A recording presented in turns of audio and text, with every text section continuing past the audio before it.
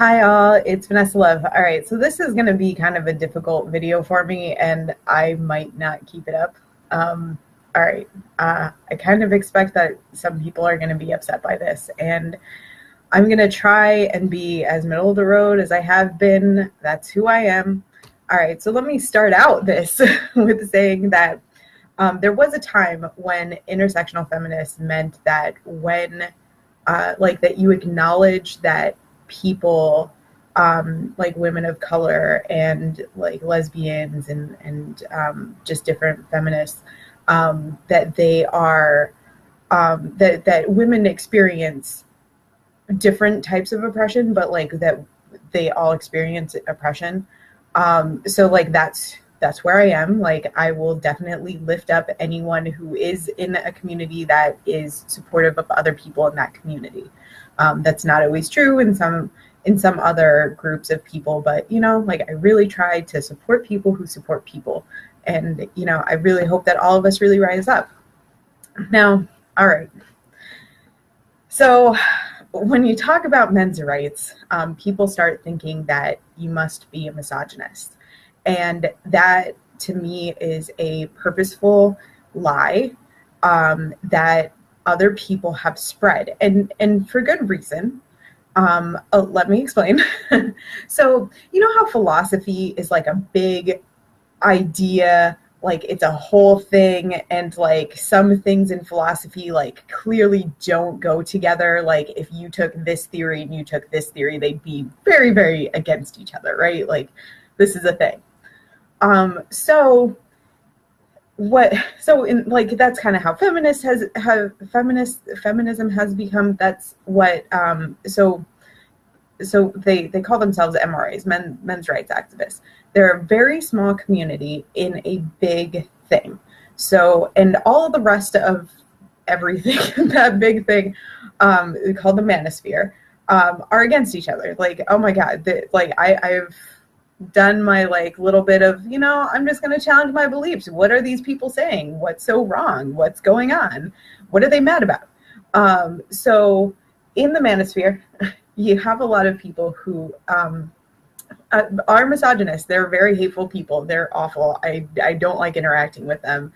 If I never have to hear the C word or American woman as an insult, I would be really happy. So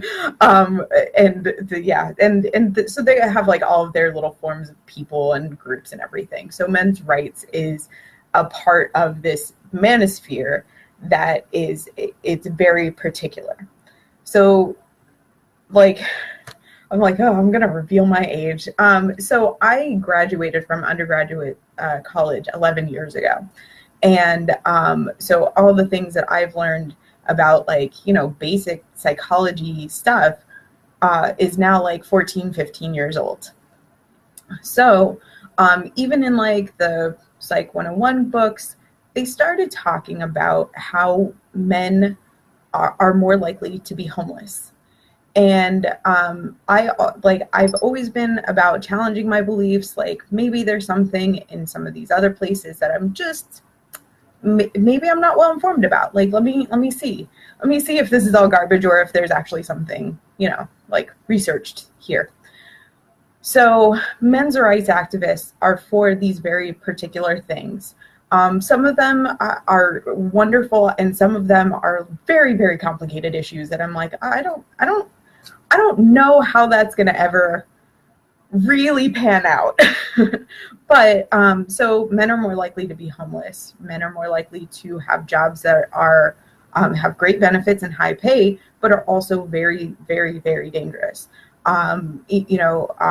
We still have a low amount of people women who are like minors or who work on oil rigs and that type of thing.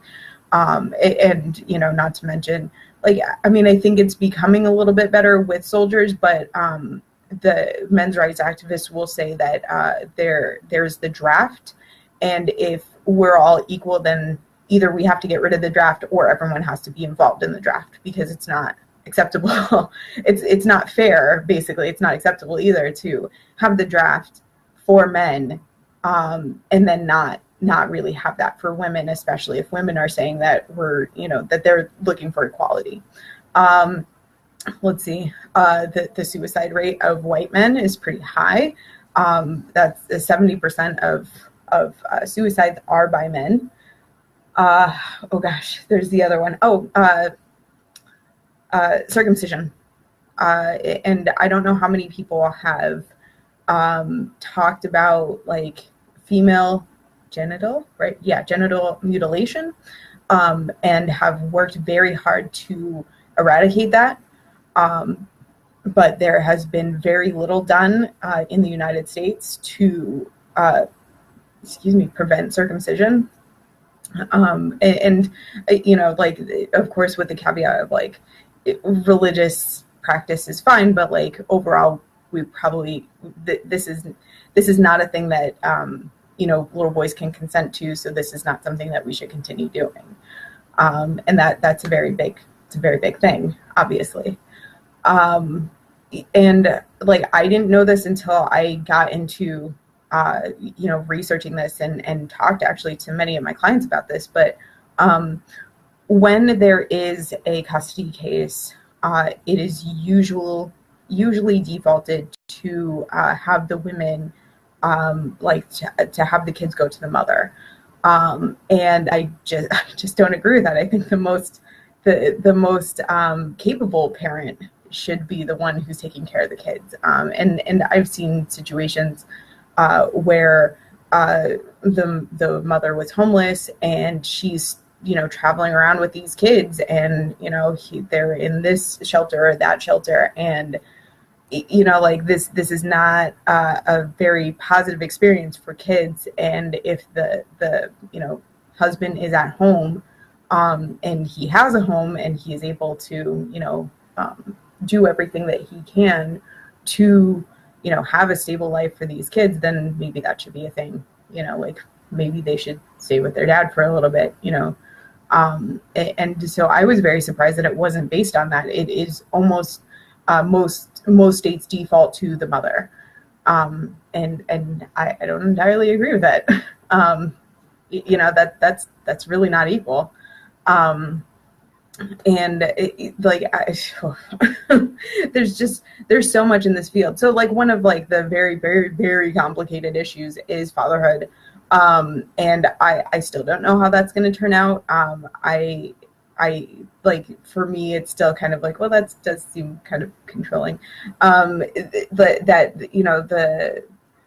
You can't force a mother or a woman into motherhood, but you can force a father into fatherhood and force him to pay child support for a child who is his or may not be his. He could sign away his rights, obviously, but like, they're trying to kind of figure out how to establish his rights before all. It's a very complicated issue that I'm just like, I don't just know. So this, I've been aware of some of the issues. I've actually incidentally read one of the books that was about, what is that called? About men's rights before any of this was even like a conscious thing. I went to San Diego State. There's a lot of people joining, but not asking questions. So, that's good. There was a book called The Myth of Male Power, and I was at San Diego State. This guy wrote from the University of California at San Diego, and, just basically talked about, what is that called? It was well researched. There's a lot of like good stuff. He talked about the draft. He talked about the what is that called? The dangerous jobs that men do, and the just hazards in work life. He talked about what are they called now? Waste management faculty. A garbage man who had battery acid on him during like his job, like his regular work duties. That's a lot of danger there. So yeah, I mean, it seems like, so I read that book ahead of time, way ahead of time, and now that's like some like thing that that it is within this within this what you call it, like group of people. So like, you know, as I said, I've really enjoyed challenging my beliefs and everything, and just making sure that I'm not you know, like not seeing something that might be helpful. And I'm glad that I am knowledgeable of these things because Jesus, there's so much other stuff where it's just like, you know, there is some support for men who have been in abusive relationships, but there's not much. Incidentally, the guy who had made the first, the touted like first dedicated shelter to men, like to abused men, that they he ended up killing himself because of all of the just all the backlash that he had experienced. And I'm like, Jesus, he was just trying to do something well, you know, and good. And then, you know, like the not support really for abuse, like sexual abuse victims who are, you know, little boys or who are men. You have, you know, prison rape as a joke that it's not. You have situations where, what was the other thing? There was abuse. You have situations where, like, you know, male rape just isn't taken seriously and not discussed. And there was actually a time where men just weren't allowed to cry. They're not allowed to be weak. They're not allowed to, you know, do all of these things that are really, you know, important to, you know, to all of this, to their well-being. You know, this might be a contributing factor. I am working on a video that will be dedicated to men in depression because there's so much to it, and it's really sad that there's not there's not dedicated like really like literature to men in depression, because and there's men aren't seeking therapy because they feel like that's more of a woman's you know, type of thing, I guess. Well, not I guess, I know that it's been researched. So yeah, I mean, these are all issues that men's rights activists are fighting for. And, you know, one of the other things that is really upsetting sometimes is that even if men try to get together to talk about these things, women who think that they're misogynists, who think that these group of men are misogynists, will get together and prevent any of these discussions from happening, which in of itself prevents any of this from changing and keeps, you know, these situations just, yeah. Oh yeah, I remember what I was going to say. If you have a woman who's committed murder and you have a man who's committed murder, you know, and both have premeditation, and, you know, let's say that in this situation it's both a random person, the man will get significantly more jail time than the woman. And again, that's not equality. Like that doesn't, and you can say all sorts of things in that situation, like, well, she might be a mother, she might, you know, have a family to take care of. Well, what is he? You know, it's very upsetting sometimes to, you know, just sit back and think about these things.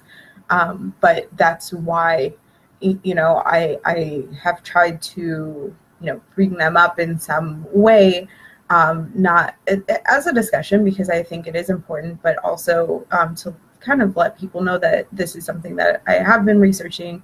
This is something that I do believe in, and something that Tom and I talk about quite consistently, because it is almost everywhere. Just as, you know, you might talk about, you know, issues with the system that are against women, you know, it's they're both there, but they're I mean, obviously very different issues.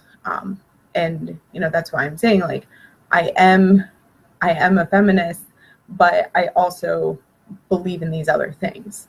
Like, I know that there's like still people watching, so I'm like, do you guys want to ask questions or anything, or do you like, is this like enough? Like, I just got a message. I don't know what's going on.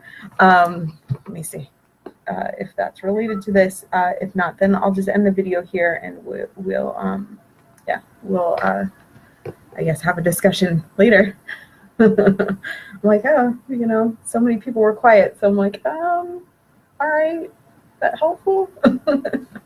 All right, so I'm glad that you were able to stick through this. Thanks so much. I mean, I'm not going to be the spokesperson for this, but like, please let me know if you do have any questions. If I can help you, then I will do all that I can to do so. All right, thanks so much for watching.